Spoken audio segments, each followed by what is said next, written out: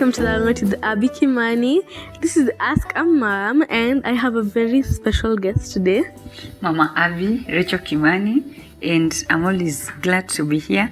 Thank you for thinking I can answer a question or two coming from you. I'm flattered. Thank you for coming.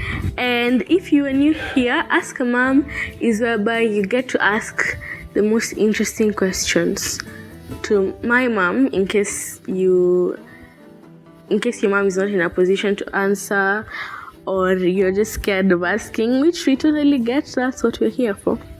Now, Mom, are you ready? Yes, I suppose so. 100%. What questions have you prepared, and must they be difficult? You'll see. Okay. Okay. When did you know that you were ready to get married? I said I was ready. That's a deep, wide question. It's not a straightforward answer. It's not a yes or no. This was a time a day came one morning and bang, I knew I'm supposed to get married. Or a feeling just came bang, one morning and I knew I was ready to get married. There's a season in a girl's life when she's ready to get married. God has created us in such a way that the systems in us, something will happen within us and we know, I think I am marriageable. One, you'll start all of a sudden, not the teenage crush, that one comes and goes and it's there, in and out. You'll go through school, you finish, you'll go college and you finish. Now I'm talking about that particular time when you're working, or maybe not even working, but suddenly everybody's interested in you. Even the ones who you don't think they should be interested in you, they're interested in you. The opposite gender is always making passes, or they're looking at you in a particular way. Of course, when you're a Christian girl and you're in prayer and you're waiting, that's one of the signs. Because if nobody is again talking to you, you start making different prayers. Again, another sign is like my own system. You start feeling so attracted to like the opposite gender. When they're there, you're in church and the pastor is preaching, and let me tell you, you're hearing the sermon, but you're thinking, I hope my single man can even come from this sermon. But that's not the thing that is crowding your mind, but it's not a topic that is far from you. Once in a while you're thinking, oh God, where will he come from? Well, then you're in fellowships and you find yourself you're mixing up with opposite gender a lot. That's a moment. But you pray. That happens when you're already ready, because God prepares you. You're praying, you're waiting on God. And the people in your circle, because your husband-to-be will come from where you are mostly, your crowd will produce a husband. So one to you. If you are not in church most of the times, and where you are most of the times when you're not in church, most likely your husband-to-be will come from there. Yeah. The people you go for missions with, the people that you serve with. So I knew because of the system in me, and the way God speaks to me as well. Okay, yeah. That's great. Okay. The next question is, what was your wedding day like? I always say, apart from the day I met the Lord Jesus himself, one of the most memorable day in my life is how I got saved. It was eventful. I think next to that is meeting your dad, and meeting your dad, quoting your dad. I thought you were saying dad was annoying you. Yes, he was. It's part of the game. Yes, it's part of the game.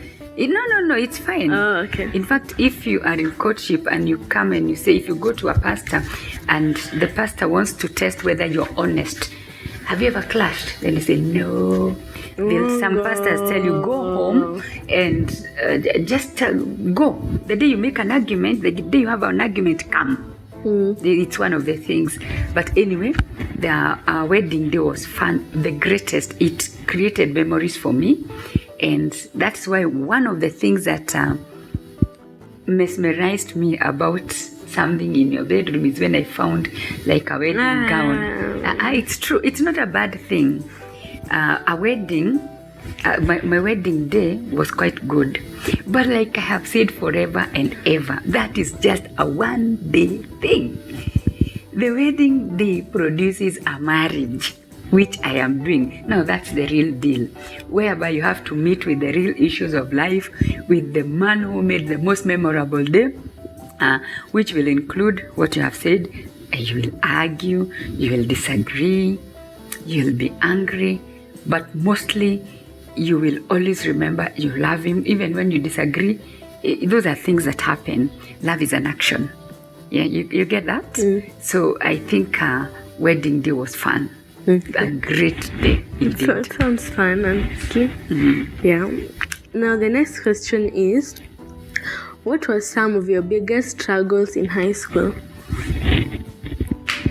The fact that my mom, in high school, it can be related to anything, yeah? Anything. When I was in high school, my greatest challenge was my parents struggled a lot to get school fees to educate us.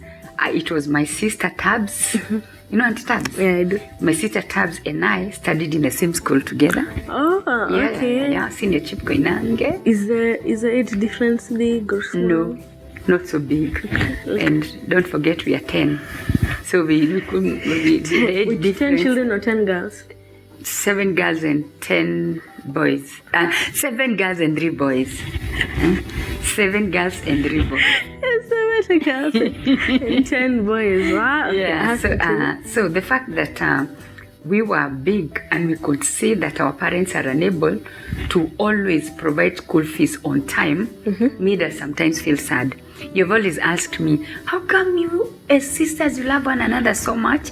Sometimes problems can teach you to be together, problems can make you learn to pray.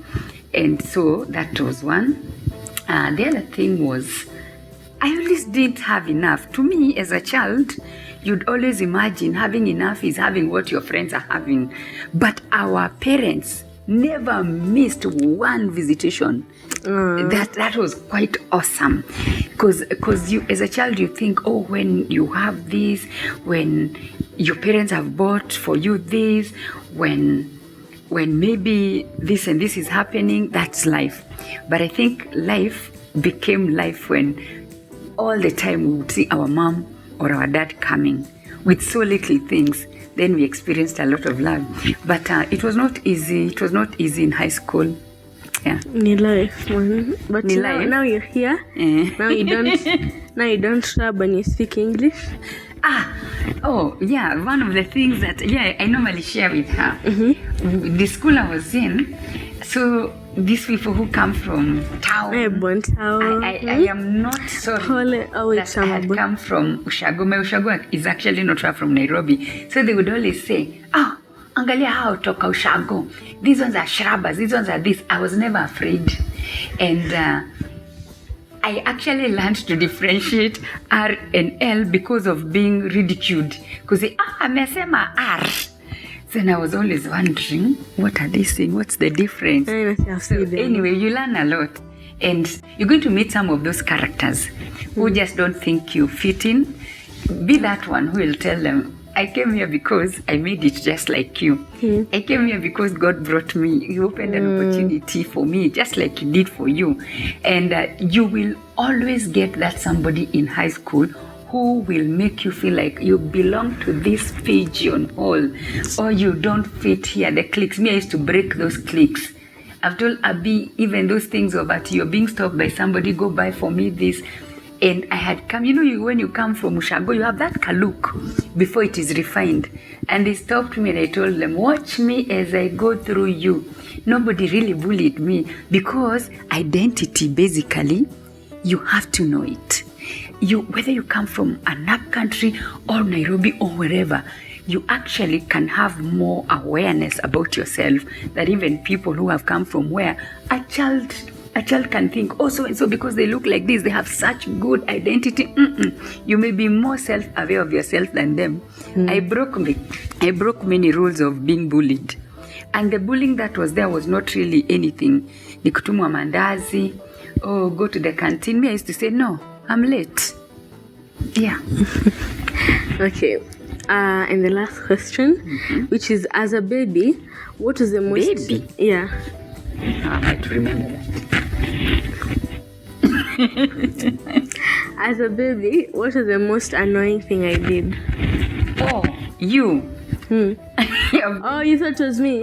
I thought it was you. I was wondering, hey, more than 50 years ago, how am I supposed to remember? Yeah, by the way, she's over 50. Yes.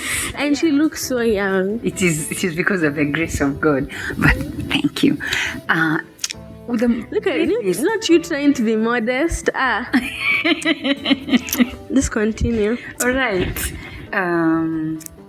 We should learn. Let me just comment about age, because anyway, Abby and her friends, most teenagers, they think you automatically can just grow out of your unhealthy eating habits. You can just pray them away. That's the nature of teenagers. But it's work. First, you eat healthily. Secondly, once in a while, you pull like a leg, you stretch. For me, Abby knows my gym is my staircase. So once in a while, we don't have a gym in the house. The gym, I've made a gym out of the house. Staircase every morning.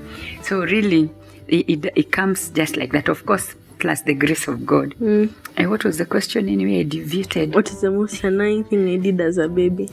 I don't know. I think babies don't have many annoying habits. I think being a baby is work. Because you have work, I tell you, from morning till evening. Because a baby is helpless. So dependent on the mother, really.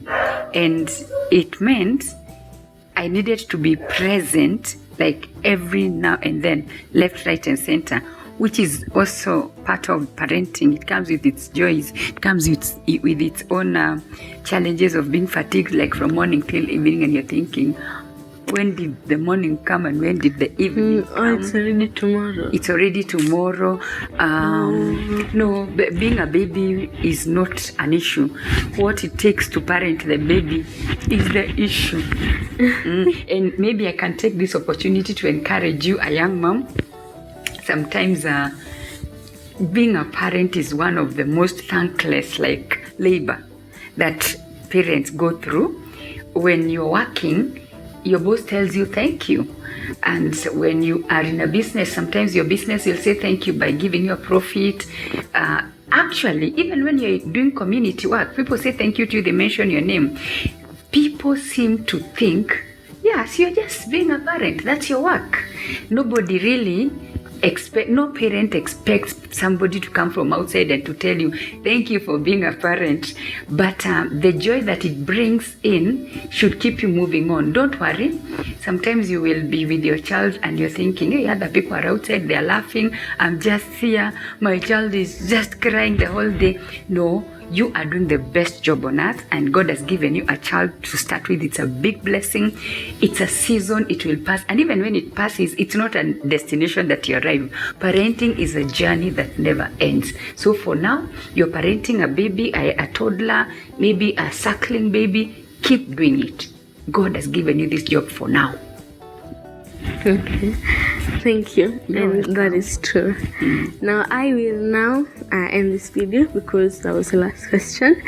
If you enjoyed, then kindly leave a like before you go, and also subscribe to my channel. And mom has a channel too, so you can also subscribe to her channel.